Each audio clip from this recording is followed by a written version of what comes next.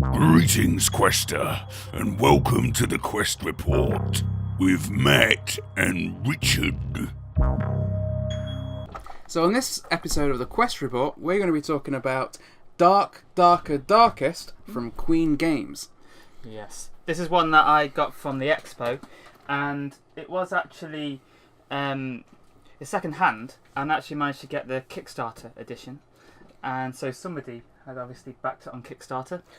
And You're looking very nervous there, Richard. Are you worried about these creeping up. zombies? yeah, well, we're talking about zombies, and there's just something moving back here. It's moving. And it's getting a little bit. I'm getting a little bit worried here. But anyway, That's okay. While they're eating you, I'm going to be out that door. yeah. So we've got a few extra components with it being the Kickstarter edition, and the name Dark, Darker, Darkest refers to the 3 difficulty levels that there are in this game. We played it on Dark difficulty. And it killed us. Yeah. So, yeah, Slowly it killed us. yeah, well, we didn't do too bad. So, yeah, it is actually a cooperative game. And it was similar to... It was a nice change, I thought, just for a while, from Mansions of Madness, just because it was a little bit different. But the scenario is that there's been a zombie apocalypse, and we, the characters, have come upon this... come to this house where this professor lives, and he had something to do with it happening to begin with. So you build the house using these tiles, and when you enter the house, you start exploring it, and most of the game is to do with trying to search rooms without making enough noise that these zombies will come and get you. Because they are attracted to noise. Yeah, the zombies spawn pretty much every round, and they can be in quite large groups, can't they? Yeah. Sometimes there was 6 turning up at once. It's not fair. Yeah, so when you are searching, you will kind of find equipment, and that can help you not only in your actual struggle against the zombies, but it also helps you with the main objective, which is to get into the main laboratory of the house. Once you have collected certain types of equipment, each one will have a little symbol on it. And depending on what you have, you can open other locks in the house. And once you have enough of these code chips, you can put them on these circles in a way that will kind of match the tokens you've already put up here, and that will open the door. For our podcast listeners, we'll put a picture of that onto our Instagram page so you can see what we mean. It's the board with the 7 little circles at the top and 3 large circles at the bottom, and it's the 7 little ones at the top that you've got to obtain, isn't it? And it's the 3 larger ones where you put your tokens on to show what you've collected to unlock those. Yeah, so you can collect as many of these little tokens as you need. There will be a specific combination of 3 that will unlock the door, but that's not to say that other combinations won't work. Yeah. So you don't need to go absolutely everywhere in the house and find them all. Now, there are zombies, obviously, in this game. With having the Kickstarter, there are a few expansions with it that we have. So there are a few other types of enemies, which are basically monsters that are a bit harder to defeat. A lot of them are the Professor's family, which have turned into more severe versions. The Professor's daughter's one of them, isn't she? Yeah, and the Professor himself, Professor Mortimer, I think it is. And also, there is a zombie dog, which is pretty scary. And that one, it takes quite a lot to kill it. Basically, it has a few different body parts that you shoot to try and kill it. The other thing, apart from zombies, that is a threat in this game is also fire. Yeah. And now, we're used to fire in Mansions of Madness, but that is kind of a sometimes thing in Mansions, isn't it? With this, it seems to be happening all the time. There's always more fire going. It was unfortunate that it started quite early when we played it. It doesn't necessarily determined by a start dice roll, isn't it? Yeah. There's like a hazard dice, isn't there? That's got all these different terrifying symbols on it. Like a skull or directional patterns. There's like a fire bird thing that was the creature. If we'd rolled that, then one of the baddies would come out. That didn't actually happen, but we did roll the fire quite early on. Now, if that hadn't happened, once we got about halfway through the game, because there's a darkness track that tracks the game, and it goes up to level 5. Once it gets to level 3, if there's not a fire, then a fire will break out. Yeah. So I mean, we could have only spent half the game without one anyway. Now, the character that I chose was the fireman anyway. So he did have a few skills that helped to put out the fire. It was a lot easier for him to be able to put out fire. My character was like the mafia gangster, wasn't he? Yes, he Jack. was. He had the handgun, and he had like some skills to do with that. I had didn't a free attack that you started off with, and then as I was which I don't have to spend an action point, because most of the things that you do in the game you're going to be spending an action point on. So you have your little player board, you have little cubes, and you just move them across to show that you've spent a cube to do an action. Now, one of those actions might be to move from one tile to another tile. It might be that you spend those actions to do a search of your own tile, which you do by rolling a couple of dice and seeing what the results you get. You can spend those action points to put out a fire. You can spend them to attack zombies. Now, when you spend them to make an attack of zombies, you roll however many dice you get for that particular attack. So if it's a handgun, it'll tell you how many dice to roll, etc.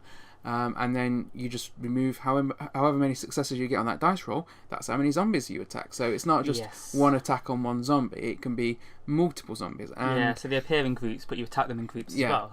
So, and when I upgraded some of my character's skills, because you get some little skills that you can buy at the bottom through experience points, and experience points are typically obtained by taking out zombies.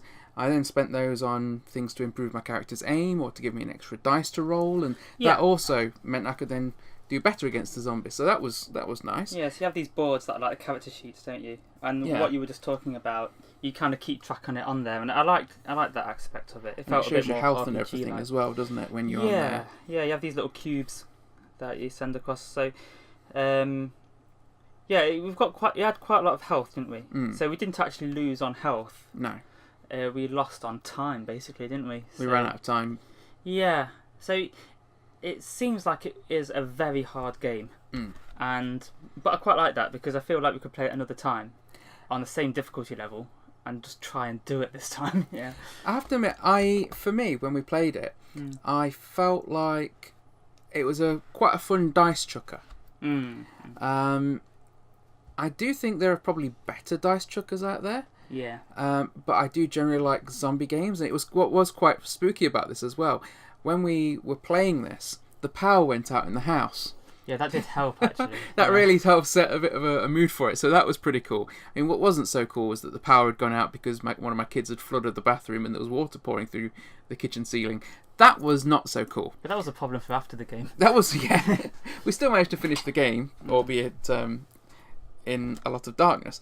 But it was quite a good ambience, and I thought it was a very simple game to play. So I can imagine. In the end, it was, once we'd got past learning the rules. Yeah, I think once you, if a player knows how to play this, they can teach this game very, very quickly. And I think this would be an excellent one if you had like nephews or something like that. I can imagine if I'd got this game when I got to play this game when I was 15, I would have been absolutely raving about it. It would have been the best thing in the world. Actually, thinking about it, it would seem so cool. And I mean, I loved it because my character was just basically wandering around taking out tons of zombies for most of the game. Yeah, you were definitely the fighter out of the group. And you were getting to places that maybe we couldn't because you could get through the fire. Yeah, I could walk through the fire because I had skills in dealing with fire. So, So I definitely enjoyed this. I would happily play this again. But I do think that it'll be interesting to see what happens at the higher difficulty levels. And also adding a few of the things that we have in the expansions, that's it. Because we never got to see what the creature did. No, the creature didn't really come out in our game. But, I felt I was having to concentrate quite a lot because I was the one that had kind of read the rules and was trying to teach it. I mean, you said it was quite easy to teach, but I think it is now that I've done it. But, the first I suppose time, anything when you're first looking at a rule book and thinking, okay, I've got to learn this, I've got to teach this, it's always going to seem more complicated than it probably is. But that's because a lot of the time with games, I mean, for me personally, I can read a rule book, but it's when I've got all the components in front of me that I really sort of get to understand it and get to grips with it. Yeah, that's when you get to actually know what you're doing, really. One thing about it is I really like the components, but I think some of them are a bit overly big. Like, there's this sheet that is the action. No, what that? I can't remember, the action tile, something like that. It tracks basically what's happening in the game. Activity board. Because when your player does something, then the zombies get to react after they finish their turn. So this helps track that, tracks what stage of the round we're on, which round we're on, all those sorts of things. Yeah, it just seems like most of the table was taken up with these various things, like the code one, our character sheets, and well, even our character sheets, they were good, but they could easily have been smaller, couldn't they? Yes, yeah. So, but I do like all the kind of artwork on them. They do seem like they're very in keeping with the theme, I think, and it is nice to have things like that. Rather than just having to kind of remember what's happening, or there being something on the main board that you see to kind of keep track of things. Like, it's all in one place, and it makes it all quite easy to follow. So that was pretty good. But yeah,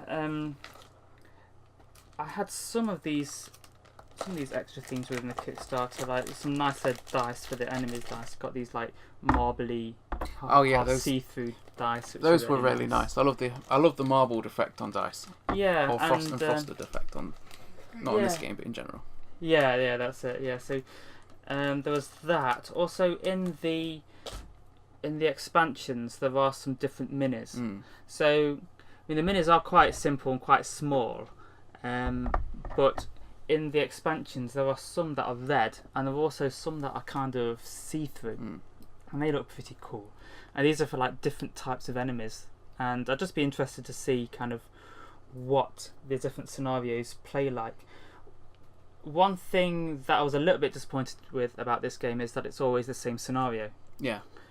So I feel like if we had completed it that time, we wouldn't so much feel like having another go. Whereas, other games like in Mansions, we can always try a different scenario. Whereas this is always going to be us going into the professor's house to try and find the cure to the zombie virus.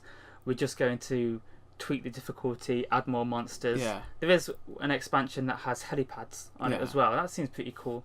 But yeah, it would be the same story. But like you were saying, like for if young people were playing it, I think they'd find it pretty amazing. I did enjoy this game, and I think it would be interesting to play it again, because I just love playing cooperative games. I think we work quite well together as a team. I did like it, but and again, when we played it, I was kind of a bit more tired than usual, so I struggled to understand the rules a little bit. So I do want to play it again. I think it's something that I'd like to kind of get into a little bit more. A bit like Mansions. When we first started Mansions, I struggled a little bit to understand what I was doing on what turn, but kind of really got into that in the end. So I would like to play it again. Yeah, okay. Another power cut. Yeah, and I like the dice. The dice are pretty. The dice are very nice in this I game. think we're going to paint the minis at some point as well, aren't we? Well, we're going to paint all the minis in the world at some point. So yeah. So there we are. That's our thoughts on Darker Darkest. We all want to try it again. We all want to play it again. We're all a little bit unsure about the long-term replayability of the game, because it's, as we were saying, it's the one scenario. But we're going to give it a try. And nothing lasts forever, so. Farewell, Quester. To find out about other productions by the Meddlesome Meeples, then check out our channel or rendezvous with us at meddlesomemeeples.com. Until next time, Quester, farewell, and keep thine axe sharp.